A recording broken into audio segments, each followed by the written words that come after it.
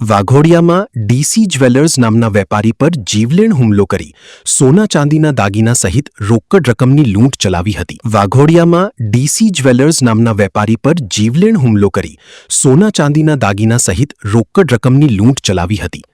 450 CCTV ફૂટેજથી પોલીસે આરોપીઓને શોધી કાઢ્યા હતા. વાઘોડિયા લૂંટકાંડમાં મધ્યપ્રદેશ ગેંગના 2 ઝડપાયા હતા. આ અંગે જિલ્લા પોલીસ એસપી સુશીલ અગ્રવાલે કાર્યવાહી અંગે માહિતી આપી હતી. વડોદરા ગ્રામ્ય પોલીસે મધ્યપ્રદેશમાં સંયુક્ત ઓપરેશન પાર પાડ્યું હતું. કુખ્યાત વાસોનિયા ગેંગ લૂંટ ઇરાદે વડોદરા પહોંચી હતી અને લૂંટ ચલાવી હતી. મુખ્ય આરોપી રમેશ પરમાર સહિત 2ની ધરપકડ કરવામાં આવી હતી. લૂંટકાંડમાં સંડોવાયેલા 4 આરોપીઓ હજુ વોન્ટેડ જાહેર કર્યા હતા. Waghodia bureau chief Umarji Mansuri, Waghodia.